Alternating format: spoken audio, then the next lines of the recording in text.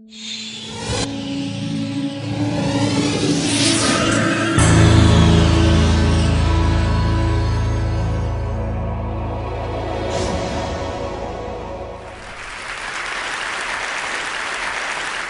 work is about the behaviors that we all engage in unconsciously on a collective level. And what I mean by that, it's the behaviors that we're in denial about and the ones that operate below the surface of our daily awareness. And as individuals, we all do these things all the time, every day. It's like when you're mean to your wife because you're mad at somebody else, or when you drink a little too much at a party just out of anxiety, or when you overeat because your feelings are hurt, or whatever. And when we do these kind of things, when 300 million people do unconscious behaviors, then it can add up to a catastrophic consequence that nobody wants and no one intended. And that's what I look at with my photographic work. This is an image I just recently completed that is, when you stand back at a distance, it looks like some kind of neo-Gothic cartoon image of a factory spewing out pollution.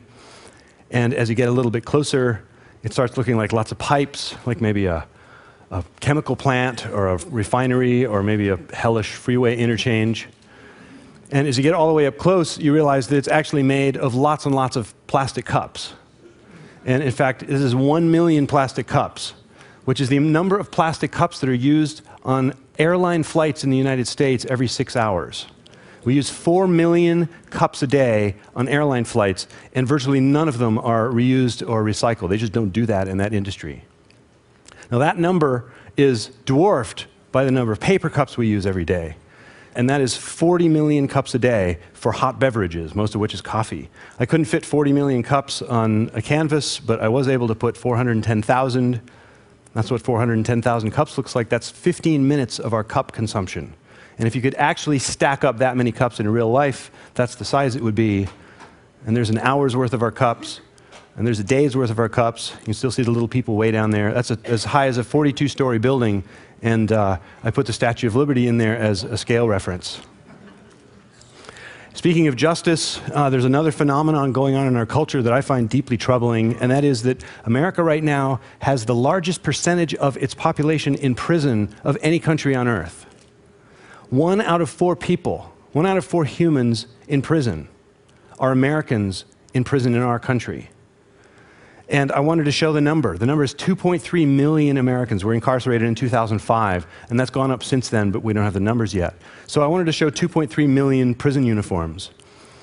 And in the actual print of this piece, each uniform is the size of a nickel on its edge. They're tiny. They're barely visible as a piece of material.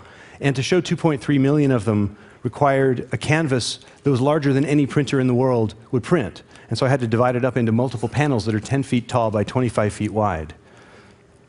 This is that piece installed in a gallery in New York. Those are my parents looking at the piece. Every time I look at this piece, I always wonder if my mom's whispering to my dad, he finally folded his laundry.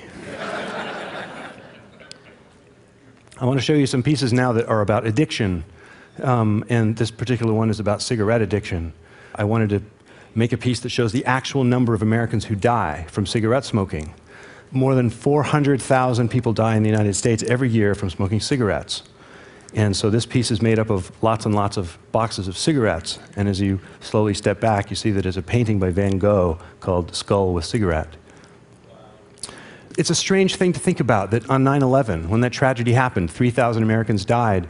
And do you remember the response? It reverberated around the world and will continue to reverberate through time. It'll be something that we talk about in 100 years. And yet on that same day, 1,100 Americans died from smoking. And the day after that, another 1,100 Americans died from smoking. And every single day since then, 1,100 Americans have died. And today, 1,100 Americans are dying from cigarette smoking. And we aren't talking about it. We dismiss it. The tobacco lobby, it's just too strong. We just dismiss it out of our consciousness. And knowing what we know about the destructive power of cigarettes, we continue to allow our children, our sons and daughters, to be in the presence of the influences that start them smoking. And this is what the next piece is about. This is just lots and lots of cigarettes. 65,000 cigarettes, which is equal to the number of teenagers who will start smoking this month and every month in the US. More than 700,000 children in the United States, age 18 and under, begin smoking every year. One more strange epidemic in the United States that I want to acquaint you with is this phenomenon of abuse and misuse of prescription drugs. This is an image I made out of lots and lots of Vicodin. Well, actually, I only had one Vicodin that I scanned lots and lots of times. And so as you stand back, you see 213,000 Vicodin pills, which is the number of hospital emergency room visits yearly in the United States attributable to abuse and misuse of prescription painkillers and anti-anxiety medications. 1/3 of all drug overdoses in the US, and that includes cocaine, heroin, alcohol, everything. 1/3 of drug overdoses are prescription medications. A strange phenomenon. This is a piece that I just recently completed about another tragic phenomenon, and that is the phenomenon, this growing obsession we have with breast augmentation surgery. 384,000 women, American women last year, went in for elective breast augmentation surgery. It's rapidly becoming the most popular high school graduation gift given to young girls who are about to go off to college. So I made this image out of Barbie dolls. And so as you stand back, you see this kind of floral pattern. As you get all the way back, you see 32,000 Barbie dolls, which represents the number of breast augmentation surgeries that are performed in the US each month. The vast majority of those are on women under the age of 21. And strangely enough, the only plastic surgery that is more popular than breast augmentation is liposuction, and most of that is being done by men.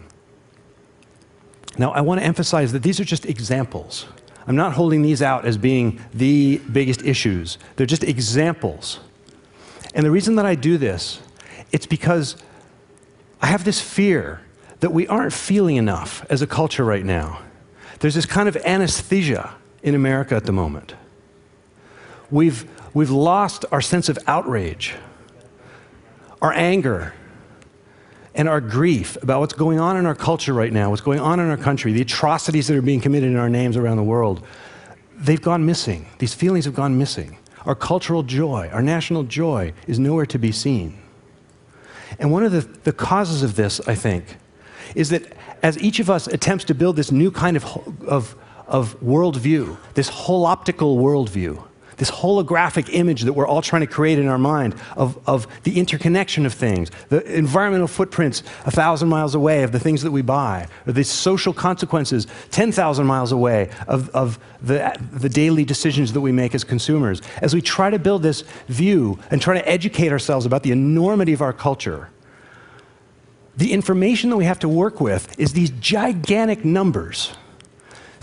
Numbers in the millions, in the hundreds of millions, in the billions, and now in the trillions.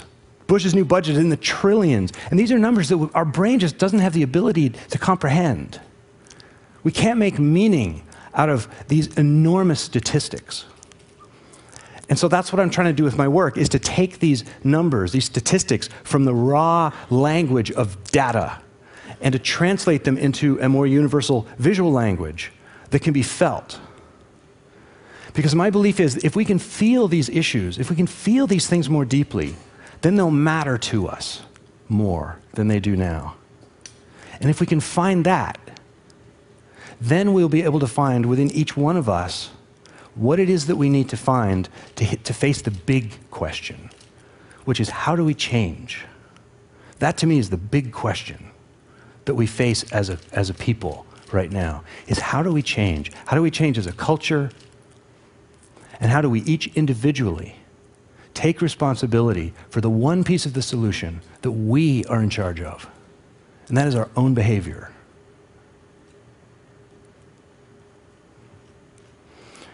My belief is that you don't have to make yourself bad to look at these issues. I'm not pointing the finger at America in a blaming way. I'm simply saying this is who we are right now. And if there are things that we see that we don't like about our culture, then we have a choice.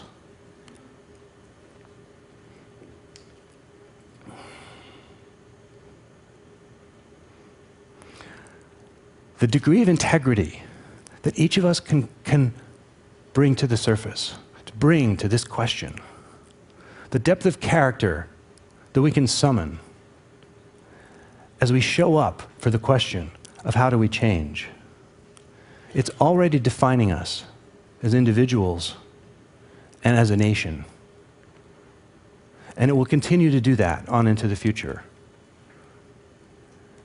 And it will profoundly affect the well-being, the quality of life of the billions of people who are going to inherit the results of our decisions.